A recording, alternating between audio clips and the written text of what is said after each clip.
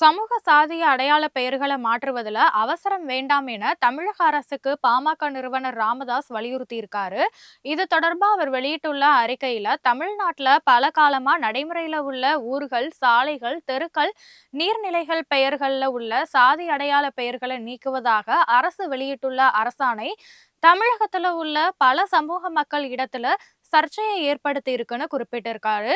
விடுதலை போராட்ட வீரர்கள், மொழி, மண், மக்களுக்காக போராடிய தியாகிகளுக்கு நன்றி செலுத்தும் விதமாக அவர்களுடைய பெயர்களோட அவர்கள் பயன்படுத்தி வந்த அவர்கள் சமுதாய மற்றும் குலப்பெயரோட பெயர் சூட்டப்பட்டிருக்கு. சாதி பெயரை நீக்குவதாக கூறி அரசு ஒட்டுமொத்தமா பல சமூகங்களுடைய அடையாளத்தை நீக்குவது சமூக ஒற்றுமைக்கும் பல ஆண்டு கால கலாச்சார நடைமுறைக்கும் எதிராக உள்ளதா அவர் தெரிவிச்சிருக்காரு. நமது முன்னோர்கள் செய்த தியாகங்களையும் சீர்குலைத்து அவர்கள் நினைவுகளை மறைக்க வழி செய்வது போல உள்ளதுன்னு ராமதாஸ் குற்றம் சாட்டியிருக்காரு. எனவே காலங்காலமாக இருக்கிற இந்த பெயர்களை எல்லாம் நீக்கும் விவகாரத்துல நிதானமாக பொறுமையை கையாண்டு அந்தந்த பகுதி மக்களுடைய கருத்தறிந்து முறையாக அரசு செயல்படணும்னு ராமதாஸ் வலியுறுத்தி இருக்காரு.